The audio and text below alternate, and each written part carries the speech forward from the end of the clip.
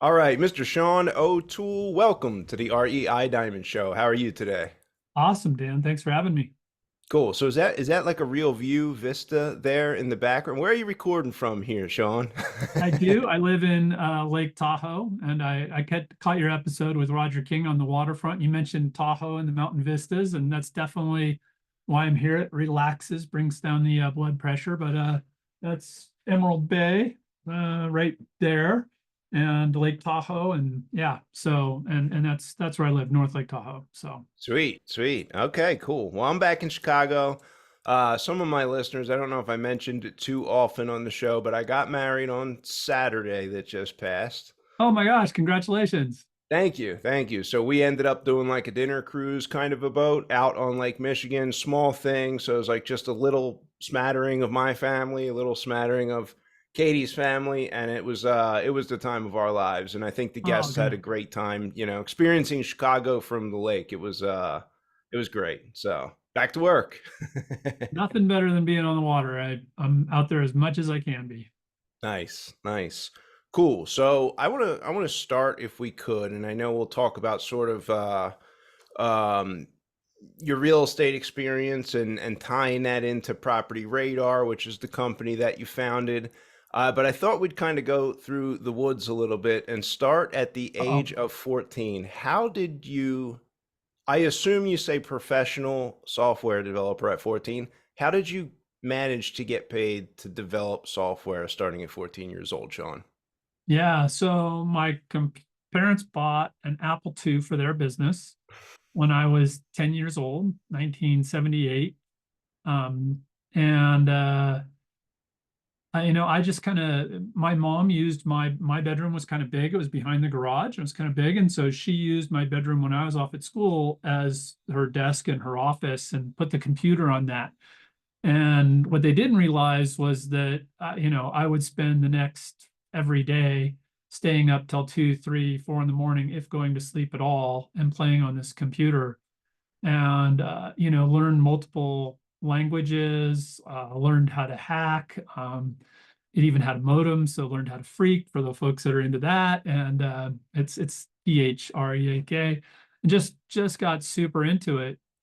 And my dad's friend had an engineering company, and they had a mini computer that had a maximum of 16 terminals. And his business was growing, and he was having this huge problem in that he couldn't afford a whole nother mini computer, and he needed two more terminals. And I said, well, I can write that same software, um, or the software that you need to do the data input. And then I can take away one of your terminals, set up three Apple IIIs. Now you have your two more people plus the one we're replacing, and then connect it back in using the other terminal connection to put in the data. And so he was able to expand his business from 16 to, I think, ultimately like 40 or 50 people working using one computer and a bunch of Apple IIs.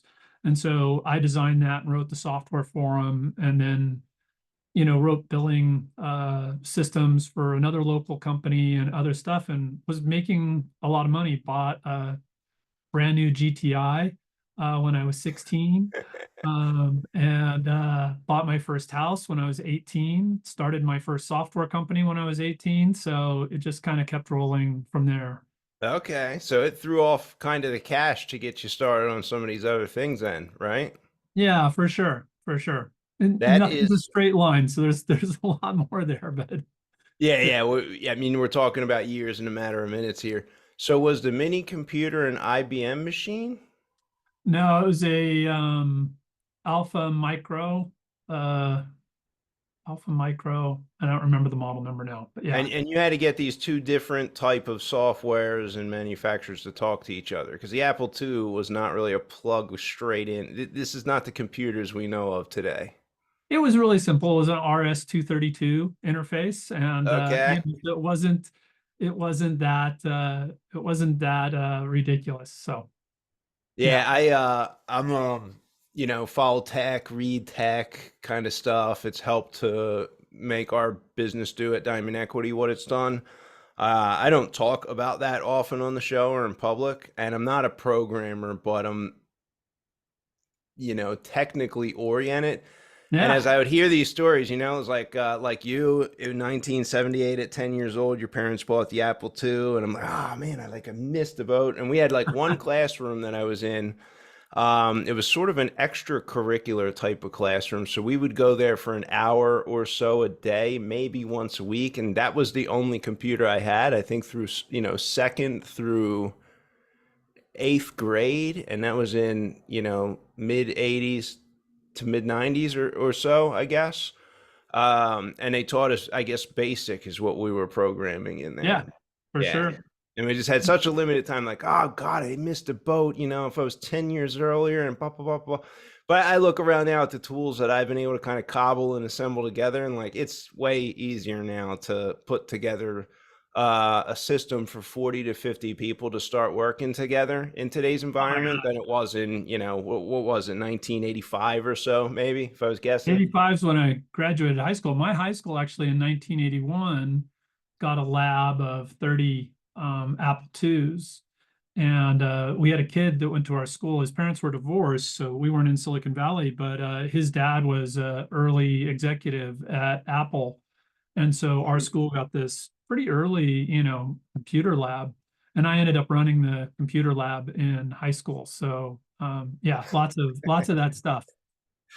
Yeah, that's pretty cool. That's pretty cool. So, 18 years old, you bought some real estate. Was that a house to live in? Yeah, yep, yep. Okay. And this is California real estate? Yeah, yeah. You, Oh, you right only on got the to buy coast. you only got to buy one and you get rich on California real estate, right? I've done okay over the years. Yeah. Yeah. Yeah. Everybody says, oh, you shouldn't invest in California. You got to go to these other places to get a return, but it always works out. Yeah, I have a mentor in my commercial real estate investment activities, and we're looking at the 4.5 and the 5.5% cap rates, and every other deal we're doing around the country is like it's 8.5% cap rate going in. We're talking about ancient industrial product built in like the 40s to maybe the 90s. It's 8.5 going in.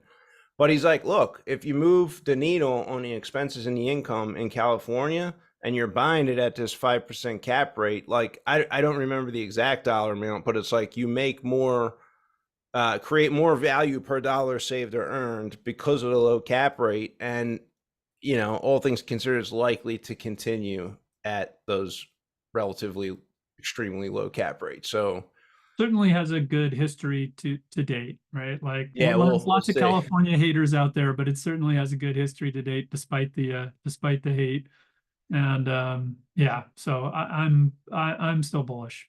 That's right. So at 20 years old, you bought a real estate magazine. What was the real estate magazine? What compelled you to buy that? How I've never had a guest on the show that didn't start by like reading Rich Dad Poor Dad and buying a house or a duplex. Yeah, so my first software company did pretty well. We sold $1.2 million in our first 90 days, but I Wow. had some bad partners and it didn't end well. I made some good money, but it just still didn't end well. And so after that, my dad was a professor and he always dreamed of moving to Hawaii.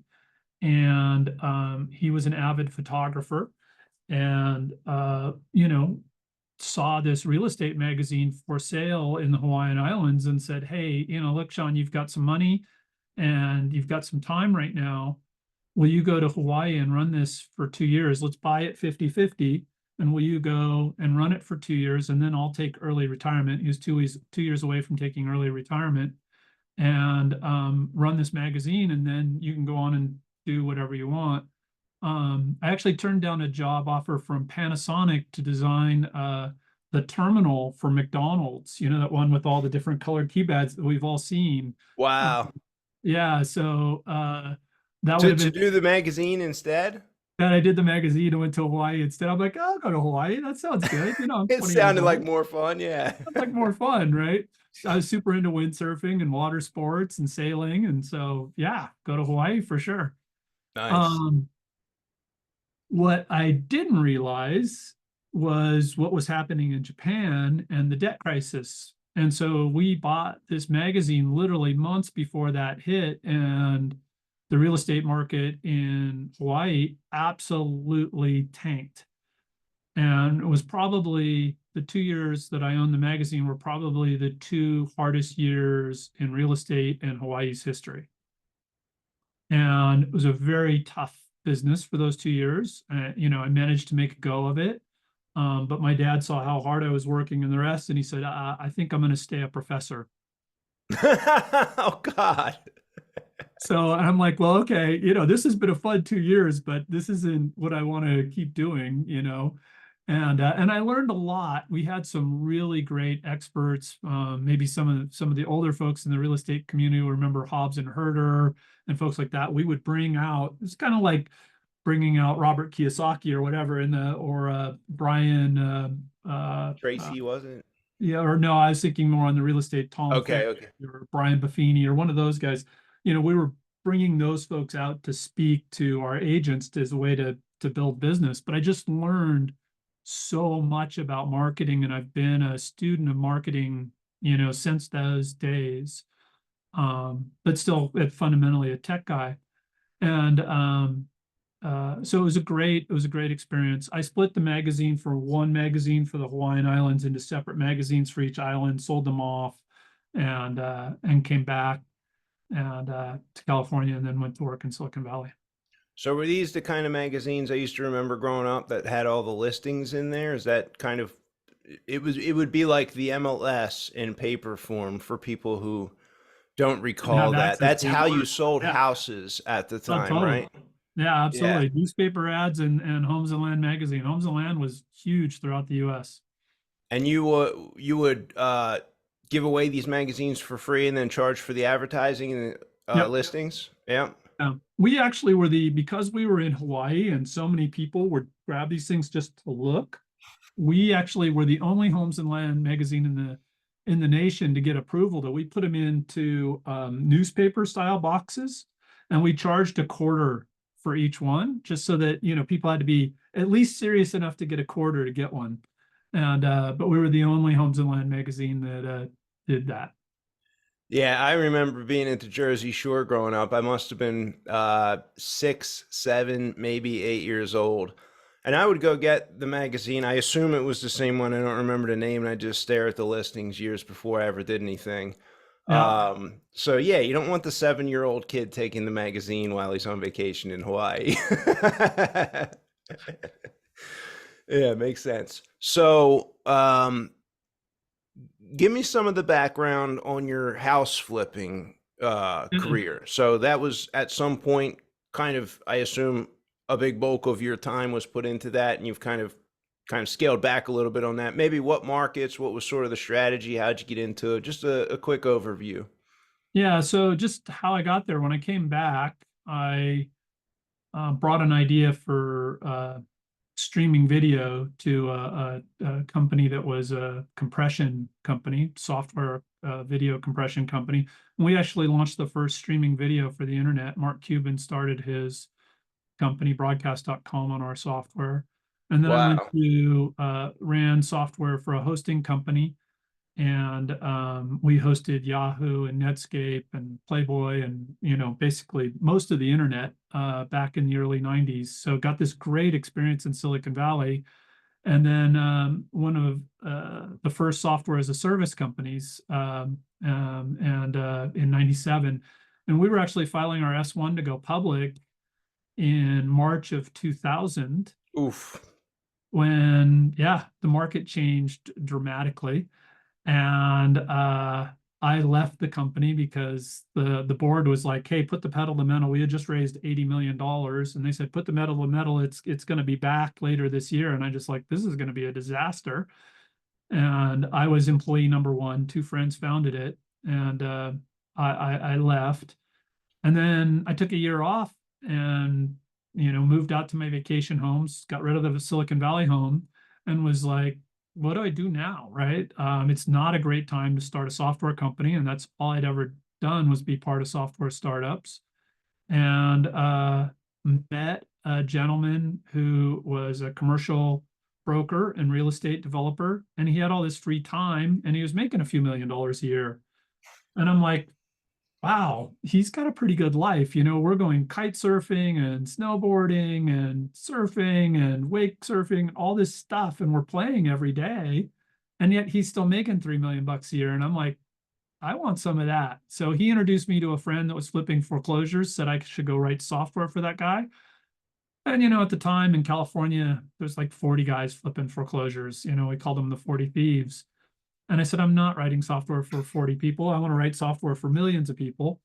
And but then, you know, I asked him questions like, you know, hey, what's your annual return on capital? Right. So your capital's going to sit in the bank sometimes, not being deployed. It's got to be available so you can buy stuff. What's your annualized return on capital? He says, I don't know. And so we have this great conversation. We hit it off. We're still friends to this day. And he says, you know what? Here's all my files for last year. Do you want to look at them and tell me what my annualized return on capital was? I said, you know what, I got time. I'm curious, you know. I think like everybody in their, gosh, what was I, 30 maybe at this point? Like everybody's been interested in flipping houses. And here I get to peer inside of a guy who's clearly successful. He's got a stack of property he's flipped in the last year. You know, you go in his office, he's got nice cars, he's got all these cool antiques, you know, you know, he's clearly doing well, but he has no idea how well, right? Or so I took these files home and built this big spreadsheet, put in all the expenses, all the rest, and did all the things. And the bottom line was, you want to guess what his annualized return on capital? So his total pool of capital, his annualized return on that flip analysis was I mean, it's California. I'm going to say 7%. 80% annualized return on 80%. capital. Oh, okay. All right. Well, Jesus, I was wrong there. Crazy, huh? So he's not buy and hold, he's flipping and in the Central Valley. And I'm like, oh, holy moly, right? At 80%, if I do this with the money I made in Silicon Valley, like I'm going to make more money than I'm going to make going back to Silicon Valley, taking, you know, a job with PeopleSoft or Oracle or somebody like that. Like I should maybe do this. And unless I, you know, just grab the brass ring and join a Google or a Netscape or somebody in the early days, like The I'm going to make lucky, money doing this. the lucky position, right? The lucky Yeah. winning lottery ticket position, Silicon Valley. Yeah. Yeah. So Okay. outside of the lottery ticket, I'm going to make more money doing this. And so I said, okay, I'm in. And we partnered because I wanted his mentorship and guidance, which was super invaluable, and flipped 160 properties. And I did not do as well as him. I only managed a 55% return on capital, but it was okay. And you know, did quite well.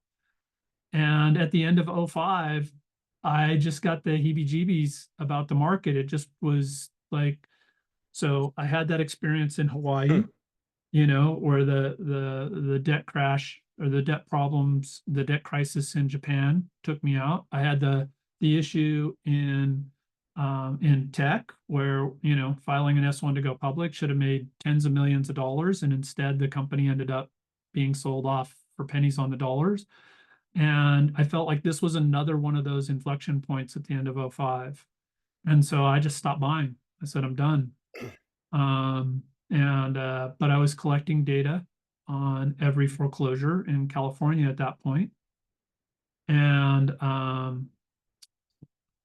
had somebody believe in me and tell me to start my own company using that data, and kind of had a big vision for what that might look like over time. And that was the start of Foreclosure Radar, which is today Property Radar. Wow. The 2005 quit was obviously a perfect timing of the market for anyone who hadn't lived through that '05, '06, '07 as things unwound. And you were doing this in California. I imagine this is up in all over the state, maybe, right? What was A it? bunch of my stuff was in Stockton, California, which was, Okay. you know, 60 Minutes called the epicenter. And I don't know if you remember, they did their first episode on the foreclosure crisis was Mm. about Stockton, California. And I was actually interviewed by Steve Croft on that to explain what was going on. So what you're saying is you single-handedly did so many deals and got so many of these flim-flammy loans in Stockton that 60 Minutes had to come in. That's how you cashed out.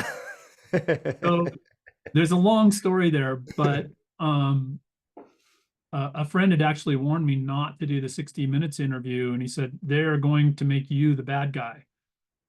And I'm glad he said it because it kind of prepared me. And I got in, and Steve Proff's first question to me, "Aren't you one of the I say he didn't say investor, but aren't you one of the investors that caused this crisis?" That was his Mm. first question to me. And I said, "No, Steve, this crisis happened on Wall Street, not on Main Street." And he was really brisk with me before that. And when I said that and was just on it, he got this big smile, and then the whole interview changed, and we had this amazing conversation of which only a few seconds ended up, 15 seconds or so ended up on TV. But we had like a 2 hour just in-depth conversation about the whole foreclosure crisis, how it came about, what the problems were, you know, all the rest. And a lot of it he didn't know. So it was really good. Hmm. Yeah, and had you not, you would have been the stool pigeon that got 3 or 4 minutes on there, right? If Oh it yeah. no warning. Yeah. Right. And Wow. the investor would have been the bad guy. And I really saved that episode. They were really coming in with the mindset was the investor was the bad guy and the investor was to blame. And I really think in that interview, I changed that to be that it happened on Wall Street, and the problem was with mortgage-backed securities and the way that whole system was structured, and even some of the kind of Fed policy and the rest. So absolutely, investors would have been the bad guy in that episode. What was like the average sale price on, the last 5 or 10 out of the 160? Because I imagine you were riding the market up. 160 flips, this is going for, I don't know, 5, 10 years, something like that. The prices are going up just like they've gone up for everyone right now. We're in 2024 and we're like at literally record peak pricing almost in every market around the country. A lot of them have started to sort of fall off, and it felt a lot like oh 05, 6, 7, 8 so far, but we would be like oh 06, oh 07 right now still. So what were the prices, just to kind of help figure out the inflationary dollar period there as you got to Yeah. the end on those 10 Yeah, last so this was really one of those peak, periods, 2001 to 2005, that I was buying and flipping. In early 2005, I'd wish I'd kept everything that I had, mm-hmm, right? Because mm-hmm. they all kept going up in value. And so I'll give you an example. My last deal that I got rid of, um, I bought it, I don't know, so let's say 240, somewhere in there. It was maybe 220. It was a meth house. Um, and when I bought it, uh, the so I bought it in 2005, and it needed a pretty full remodel because it was a meth house. And the way we would do those at the time is we would go in, wipe everything down, pressure wash the inside of the house, use kills to kind of seal everything in, and then put the house back together. And that had worked well on probably a dozen meth houses I'd done before that. Um, but what I didn't realize is in January of 2006, they changed the rules to start doing penetrative testing. So I get all this done, the Oof. house is beautiful and ready to go, and they come in and they start digging out the drywall and they find meth. And I Wow. have to strip the house back down to the studs. So when I bought it, I thought I was going to sell it for 320. So um by the time I got it stripped down to the studs, rebuilt back up, the market was already coming down in early 2006. I think I sold it in like June of '06, and it sold for 260. So it already come down from 320 to 260. That house sold a year and a half later on the courthouse steps for $45,000. Oh, wow. So that's how bad Stockton was. Wow. And So, probably when I started flipping in 2001, that was probably a 150, $160,000 house. So it doubled from 2001 to 2000, early 2005, and then went down to a third of what it was, at least at the courthouse steps. It was just a bloodbath. Do you know whether the house was kind of torn up when it went to the courthouse steps? Did they sort of take off the appliances and all the copper out of there and everything? I don't know. I didn't look. I didn't go reach out to whoever bought it at the courthouse steps. Actually, probably, yeah, I don't know. It was a drop bid, so somebody bought it. But no, I don't know what happened there. My guess is it was in as good a condition as I left it, and I left that house nice. I mean, that's how cheap stuff was selling at the courthouse steps before people found my software, Foreclosure Radar, and then you know we went from two or three people in the courthouse steps because you remember when the foreclosures first started happening, so like late '06 and through most of '07, the banks weren't dropping the bids, so everything that went to foreclosure had an opening bid way above current market value. The loan was above market value. And so, like, the people I knew that were down at the foreclosure auctions, they weren't buying anything. It was terrible time for them. And then suddenly the banks switched their approach and started dropping the bids to below Hmm. market value and even way below market value to get these things off their books. Because at the time, the regulators required the banks to get these properties off the books. They had more REOs than their REO departments could handle. So they just needed to drop the price to whatever would get investor interest at the courthouse steps. So, like, you had five guys in Stockton just loading up on everything they could. We launched Foreclosure Radar, which made it a lot easier to go track these things. And suddenly there was 50 people at those auctions, and a year later the prices were coming way back up. So I really feel like we played a big role in the recovery here. So we're going to touch on foreclosure radar in a moment, but do you feel like the market is right now like it was then, right? So it sounds like there's a lot more systemic problems there with the way the banks, the regulators, kind of how everything was handled, where we had this dramatic. It's almost like, when COVID happened and all the stocks went down, I mean, 40, 50% overnight. It feels like that happened more in real estate and is probably not likely to happen again. But where do you kind of see our nationwide US real estate market going in the next 12, 24 months? There's so much to unpack with that. So a couple things. There are some big differences between then and now, right?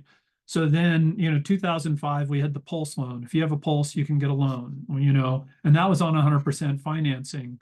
And that was one of the reasons I got out at the end of '05, because I would go into new home subdivisions as part of my market research and just knowing what's going on. So not only did I see in the data sales slowing down, but then when I went and talked to the sales folks at new home subdivisions, they're like, oh yeah, we're now giving away a free swimming pool with a house and the price is lower. And I'm going, okay, that guy who bought last month, who had no credit and put no money down, he's going to go, screw it. I'm not making my payments. I didn't get a free swimming pool and they got the house cheaper. Screw them. I'm done. Right. Because he's got nothing invested. And I said, this isn't end well. So we had this crazy lending policy then that we don't have now, except in one way I'll come back to. And then we had this regulatory framework that required banks to get bad assets off their books as fast as possible. Fast forward to today, that regulatory framework is keep homeowners in their homes as long as possible and almost at Mm, any cost, right? And so foreclosures are pretty rare these days. We still have some. They got to keep that threat of foreclosure out there so people keep making their payments, and we don't all just stop making our payments in mass like they did in Nevada in 2009. And but so there's some foreclosures, but the activity is still very low, below the pre-pandemic levels and well below even good market times back in the 2000s. So very, very low foreclosure levels. The mistake we made this time is we took interest rates down to stimulate the economy so low that, I have friends with a 1.8% mortgage, 30-year mortgage, right? And, people buy homes based on payment, not based on price. And we always forget that, right? Is you have a certain amount of income before you go buy a house, you get qualified. Well, you get qualified, you can only afford so much house. And by taking interest rates that low, right, we allowed people to afford two, three times the house they could afford before. And what happens whenever that happens, and we saw this with arms back in the 70s, we saw this with the GI Bill and 30-year loans in the 40s. Whenever you change lending to make things substantially more affordable, it doesn't get more affordable. The price adjusts up and the affordability stays the same or even gets worse. So, this period of low interest rates has created now a price expectation that is unsustainably high at current income levels. And this has just seized up the market a little bit. Not a little bit, a lot, right? We've got our lowest sales on, volumes in years, like back to the 2007, 2008 kind of volumes.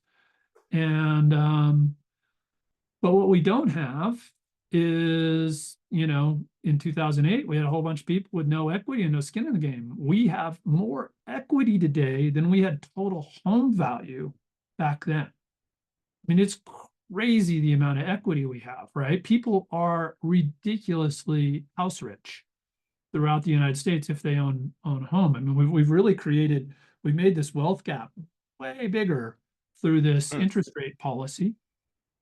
And it's more a haves nots society. So the bottom line is we're kind of stuck. People that need to sell may need to bring their price down a little bit to finally find that person that can afford to buy. We don't have enough motivated sellers to really force prices down dramatically because people are in their homes really cheap with really low interest. And where are they going to go if they sell? They can't even afford rent on the mortgage payments they have. So, we're a bit stuck. We need incomes to come up over time. We've had a lot of inflation. It's not enough from an income wage inflation standpoint to bridge that gap. It's going to take, I think, a long time. And recessions, other things can always happen. Black swan can happen that can cause a crash. But outside of a black swan, I think we're in a long period of flat to slightly down while incomes catch up. And they ultimately will because of inflation. And what do you think? You think that's 1 or 2 years? You think that's 3 to 5 years? I mean, if you were throwing a dart at that question, where would that land? Mathematically, it's probably 10 plus years, right? Wow. Yeah, I mean, if we can keep inflation back down to where we're getting it now and where the Fed targets inflation and wage inflation follows that, it takes a long time for us to catch up with the growth in prices we had. Nationally on average, every market's a little different. And you always have gentrification where wealthier people come in and that changes things too. But on average, I think that's the case. Yeah, a couple of the Long time, places, a couple of the places I am suspicious of would be the low amount of foreclosures. I'm sure that what I'm tracking is like uh I don't really have a good I don't have a good analogy for someone like you who probably has the most accurate data that you've been watching for 20 plus years now. But I'm very suspicious of the low foreclosure data because a lot of the deals that we've done that had some sort of foreclosure activity, and some of them are not in foreclosure right now, um, but it's foreclosure bailout stuff from COVID. So they owe 200, they think they owe 200. We're under contract to buy it at 240, and then their actual payoff comes back at 250 because they took a $50,000 bailout and thought it was just um, you free know, money. yeah, free money. Yeah.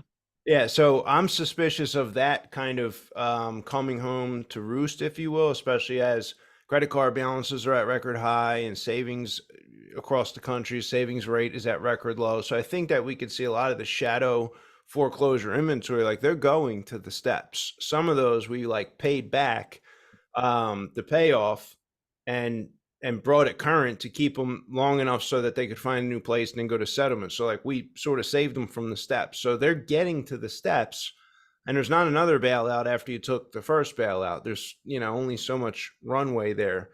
So Yep. I'm suspicious we may see more of that kind of shadow foreclosure inventory start to come to roost, but I don't think it's going to be as compressed and fast and rapid as we saw in 2008, 9, 10, 11, because we had the adjustable rate mortgages that were resetting, and it sort of made them all happen at once, as opposed to somebody who can hold it together for 9 months, and now they're laid off and they're on unemployment. They don't find a new job because the economy's rough. Well, that's 18 months from now when that person's got to make a move, right? And the banks have so much more flexibility on just sitting on these things, right? And not, leaving the person in there. Like one of the Nevada changed their laws, I think in 2009, over this whole robo signing thing, and said, hey, it's now going to be a criminal act if you sign a foreclosure without knowing the full story of the thing. And nobody in bank, computers keep track of that. People don't keep track of that. We're not in the 1930s anymore, right? So, you know, the banks just said, hey, we're going to stop foreclosing. They largely stopped foreclosing in Nevada. Hmm. And, you know, my rough guess is there was over 10,000 homeowners in Nevada who just stopped making their payments somewhere around 2006, 2007, and never got foreclosed on, and still aren't foreclosed on to this day, and Wow. still have not made a payment in 18 years. We're finally starting to see a few of those come through. Um, some like HOA foreclosures where the person bought the house for 2 or 3 thousand bucks, has been collecting rent since 2008 through today. 16 years they've collected rent, and the first mortgage that was not wiped out by the HOA foreclosure, because the HOA foreclosure was junior, right? That first mortgage is now coming through to foreclose 16 years later. And so that mortgage hasn't gotten a payment in 16 years. And so, I think banks have learned that lesson, that dumping all this, foreclosing on things in mass and dumping a lot of inventory brings the values down overall and hurts their portfolio. They're not going to make that same mistake again. So yes, absolutely, a lot of that is out there. A lot of folks took money. A lot of folks aren't making payments. That doesn't mean we're going to see a bunch of foreclosure activity and prices collapse. The other place I'm concerned with shadow inventory is the people who bought the Airbnbs. So I think Airbnb sucked out 1.5 million units from the market of, 80 million, give or take, let's call it. And I think that may start to unwind as people's returns don't bear out 24%, year over year like it was projected to do. Yeah. And the economy kind of puts the cramp on travel. And I think a lot of these are probably going to be more, um, you know, niche market probably type of issues like for Florida, for example, or other places that, you see the values go out. And the other thing is that we have demand right now, and demand is a psychological kind of thing. So I think you're right. I think we could kind of keep this sort of stable thing, but I think some more normalization of the inventory will come through. And I think we'll see maybe a little less appetite from the novice investors who poured into the business in the last 3 years as they heard these stories of everyone's values going up 10 and 12 and 50%, and hearing these remarkable stories about the house flipper with the $3 million a year and all those kind of things. I think less people like to raise their hand when the values are kind of, maybe they're raising by 1.5% per year, and that still will turn out to be a great investment if you hang on for 5, 10, 15, 20, 25 years. Tax All the advantage, yeah, but that's not, that's not 10% per year, which is what a lot of people in the Bitcoin era that we live in are expecting. all the yeah all the I made 100% burbros by rehab, rent, refinance, repeat gurus that and then all sold their stuff or hawked it on bigger pockets or whatever. They're not going to be looking so smart the next few years. Yeah, that's right. That's right. So foreclosure radar, you're tracking all this data, Sean.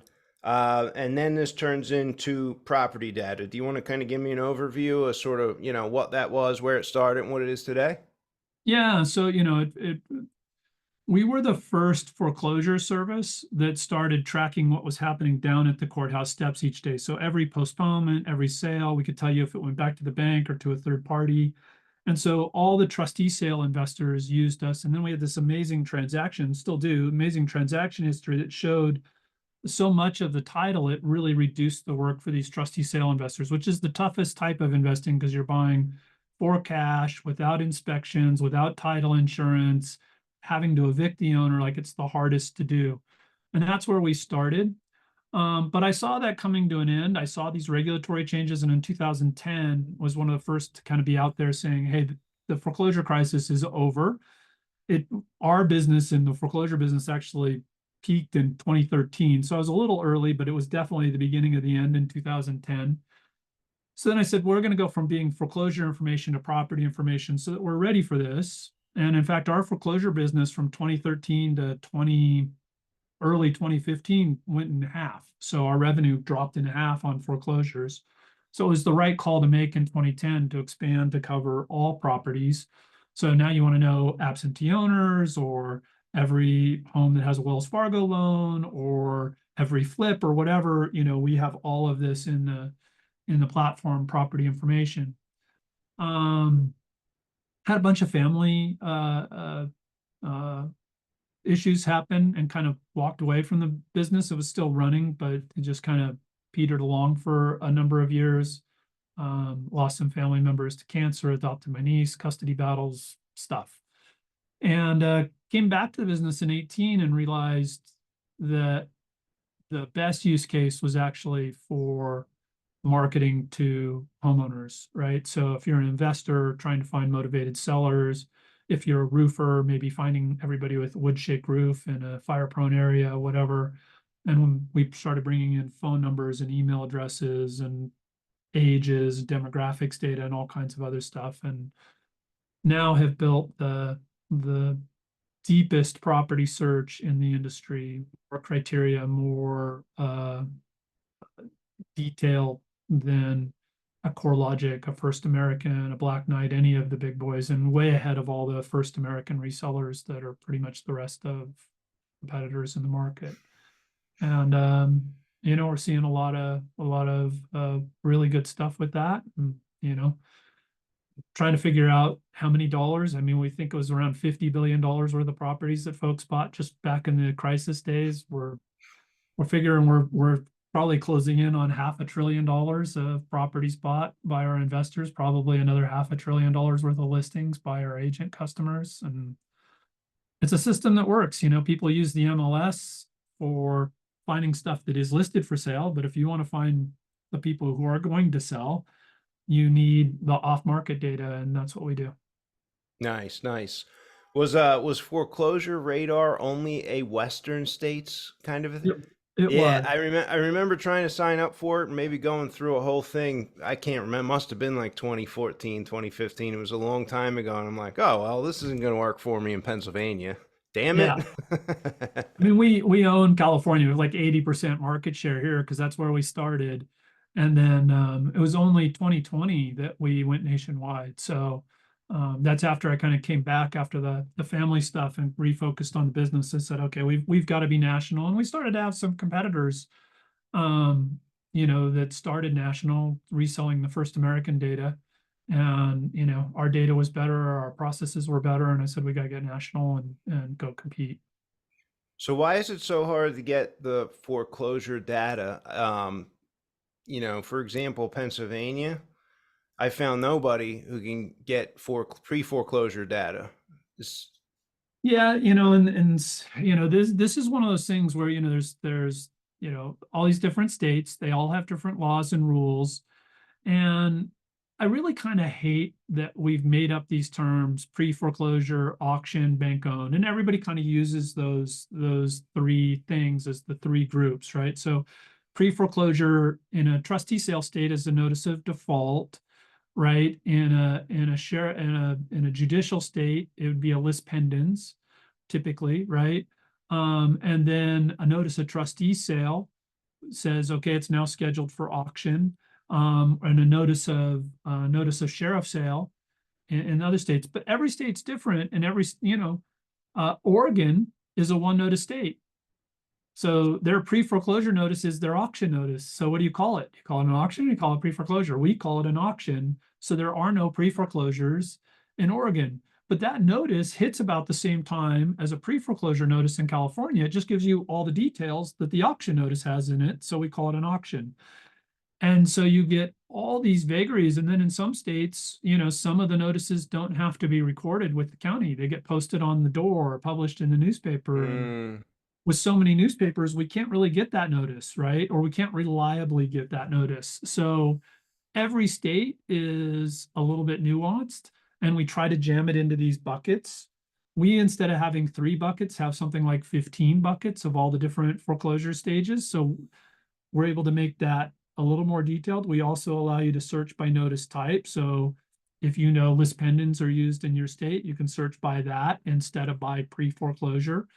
So we've tried to provide a lot more detail there and a lot more ways to get at what you're looking at. But I don't remember exactly the details in Pennsylvania. I've got a database. I can pull that up real quick if you want to know, or we can talk about it afterwards. But yeah, it is complex. Yeah, I mean, from what I understand, it's a go into the county and research the records by hand and then put the list together is how I've heard people putting it. And I've had various people do that for us over the years. And most of the time, the foreclosure sales that are maybe not before they hit the sheriff's sale have the highest percentage closing percentage of like any other list. You know, you send an absentee owner list. I don't know. You probably got to mail 5, 10,000 records to get one deal out of it. Maybe you're mailing allegedly 1,000, and there's going to be 2 or 3 or 4 or 5 actual transactions. Whether they respond to your marketing or not, it's a different story. You want to hear a Um, crazy question that I've literally stumped some of the top investors, some of the biggest gurus? What's an absentee owner?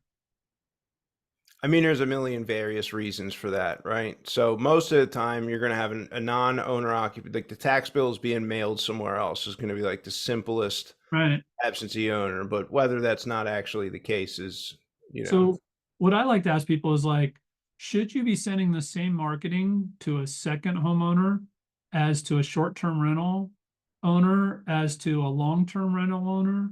And what about even on the long term? Is it the same marketing message to a landlord in his 70s as to a burbero? Right? Like, is that the same message going to appeal to those two people? Right. hmm. And everybody talks about an absentee owner list, but that really should probably be about 6 different lists. And you need to add in things like age and area. Like in Lake Tahoe, it's mostly second homeowners. It's not long-term, owners. And so, and then thinking about your messaging for that list, right? And I got to tell you, all the gurus that talk absentee owner lists don't talk about layering in a couple more things to get your messaging right, right? And to that specific group. An elderly landlord that owns 15 rentals, may have relationships with his tenants. Some of those folks have been in there for as long as he's owned the property. He loves those people. He cares about how they're going to be cared for more than he cares about the price that he gets on the sale. And yet we talk about cash and well, they don't care about that. They've got cash. Like, give me a break. They're looking for somebody to take over their legacy. It's a totally different messaging. And, it's one of the reasons why we built so many different criteria, and you can bring in things like the age of the owner and things like that, because, and this is such a common problem in the investor space. Anyway, didn't mean to derail that, but Yeah, it's funny back that to you the say thing. that. I only have 9 houses that are rentals in Pennsylvania. I'm getting rid of them as we speak. Um, and just in the last like 14 days, I got 3 fake checks. I have to grab one here. Whoever these wholesaler guys are, they must have just had a big seminar because they're identical. Yeah, yep, yep. No, there's a company that has come out and said, "Hey, this is the hottest thing going right now." And that's it. Everybody does exactly. It's like, yeah, in the investor world is just a bunch of lemmings. I love investors. Most of my friends are real estate investors, and the rest. But geez, you guys all. I mean, we all use the same post. Oh, yellow letters are hot. Oh, checks are hot. Oh, like, and everybody does the same thing, and then you get everybody jumps in the same market doing the same thing. And like, how likely are you to call any of those? Yeah, I'm not going to call either of them. And I got a third one I haven't opened yet. I'm sure it's the same exact thing because it's, Yeah. they all came in the same week. I digress. That's pretty cool. Um, so cool, Sean. I'm curious as we kind of get to our wrap up here. Are there one or two books that you found most interesting? And please don't limit the answer to real estate just because it's a real estate podcast. I think you bring a unique perspective. So if you have something outside of the normal books, I'd love to hear those. Thanks for opening up beyond real estate. I mean, I think we all know that kind of the real estate book. So I've got two for those interested in ever starting a tech company and understanding like kind of what it takes to get adoption of your product. There's an old book by a guy named Jeffrey Moore. And I actually hired Jeffrey Moore in the early 90s to help us do our marketing. And the book's called Crossing the Chasm. It's been updated a few times since. And I think it's probably the most important book written, or one of the most important books written uh, about how to launch a tech software company and how to get it to be a big company. So there's that one. And then a recent book I read, and I think this one is super cool if you like history, if you like mathematics, science, that kind of stuff, if those things are of any interest to you. The book is called Maniacs, and it ostensibly follows a guy named John von Neumann, who was pretty instrumental in the atomic bomb, among other things.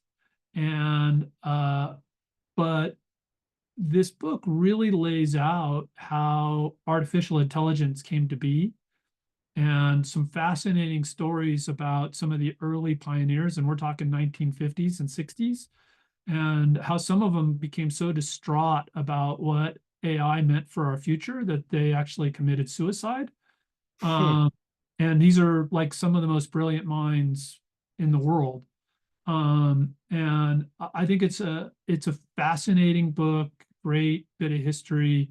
And if you really want to know kind of like the the impetus for AI as we know it today and large language models and how that all came to be, uh, I really, really enjoyed that book, Maniac. So very different off the beaten path of probably anything ever been suggested here, but both those are good. So that one is that Benjamin LaBouffe, something like that. Yeah. Labatut is how it's Labatut. spelled. Yeah. I'm sure it's actually pronounced some way, some other way, but that'll help the listener spell it correctly. Yeah. Yeah. Exactly. Very cool. Your story reminds me of the show *Halt and Catch Fire*. Have you ever watched that? No. It's an interesting. I watched it through COVID, and I remember the main a lot of the characters. It kind of takes the Silicon Valley theme. So it starts, way in the early days, and it's the Apple, then it's kind of the iPhone. Like there's a lot of the big, bubbly kind of events, and like this cast of characters is there for every one of them. And it sounds a little bit like you, how you kind of were there for a bunch of them, and then sort of shifted gears to real estate. But it was a really interesting show. I was sad that it ended, and I can't say that for many shows. When I get to the end, I mean, it was cool. And I remember the main character was Gordon, and he passed away, and this is COVID. And I remember he had a daughter that was around my daughter's age at the time. Oh my God, I can't believe they killed him off at the end. That was so, how did you do that to me? And it made me have this like realization, showing that like life is short. And I was like, oh my gosh, we were considering doing the sailboat thing and like getting, learning how to use a boat and all that, because we're here in Lake Michigan. Like it was Yeah. that show, and it was Gordon's death. I was like, that's it. Life's too short. I got to get I'm my buying a dad out sailboat. here.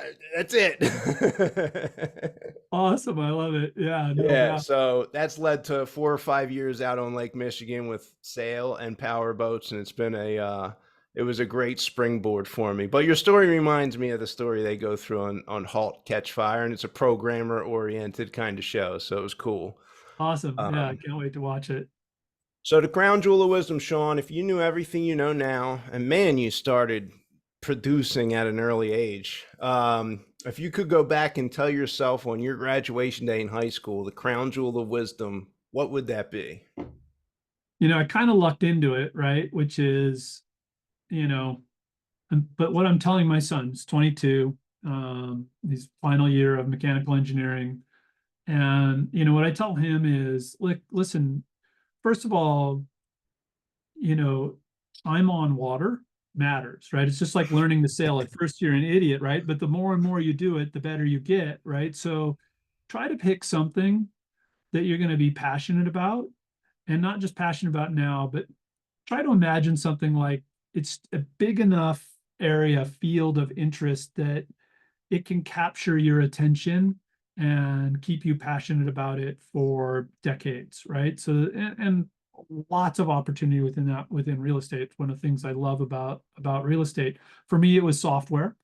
And I just happened into it because my parents put a computer in my room, not even for me to use, for them to use.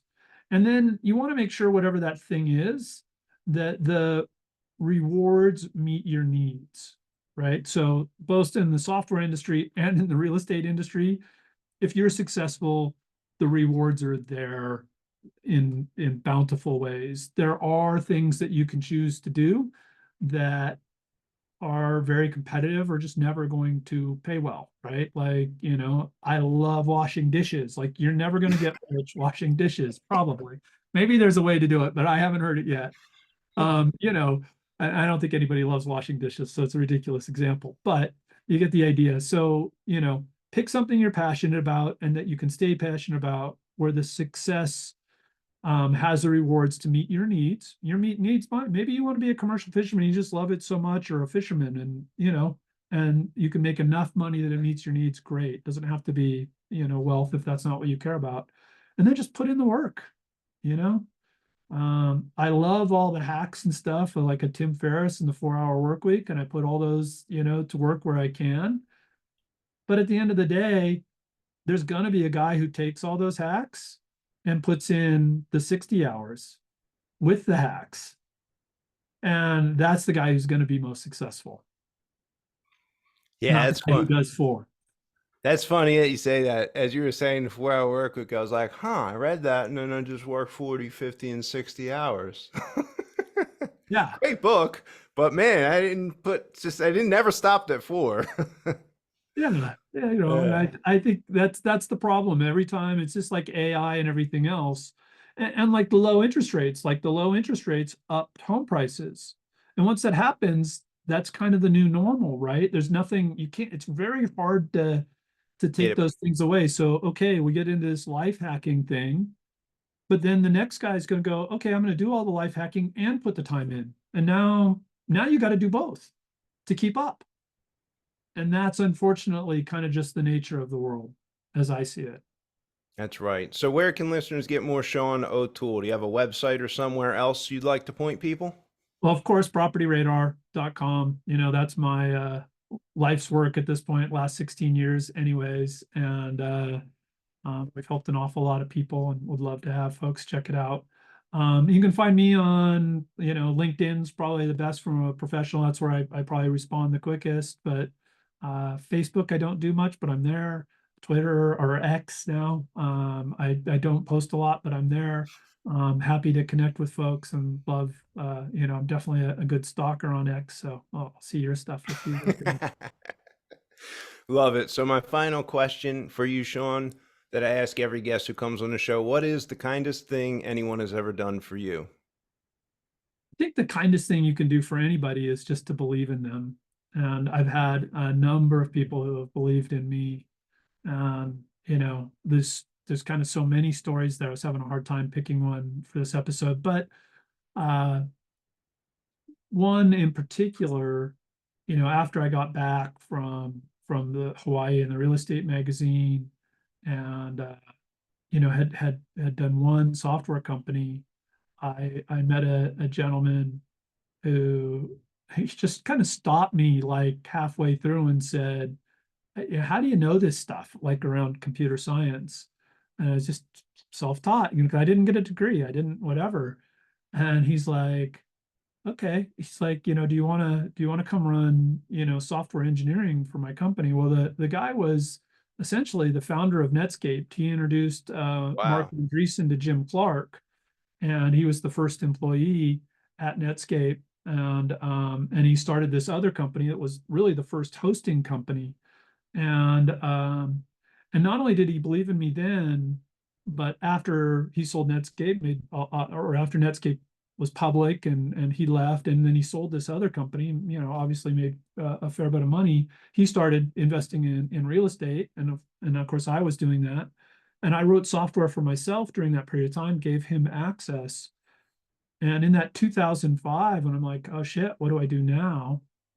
Right? I've got this software, I'm tracking all these foreclosures, but I don't want to buy anything. What do I do now? Um, he and I had a call, and he said, listen, you've been helping other people with their startups, had done four startups. And he's like, it's time for you to do your own, and you should take this software you've built and make it available to others. And, and it was that, belief in me that was like, yeah, you know what, I can do this. I've been doing other people's, it's time for me to do my own. And and that was the start of Foreclosure Radar and today Property Radar. Very cool. Very cool. Great place to wrap the episode here. Sean, I had a blast. Pages and notes. Very interesting story that we have here. So I really appreciate you coming on the show. Yeah, thanks for having me. It was great.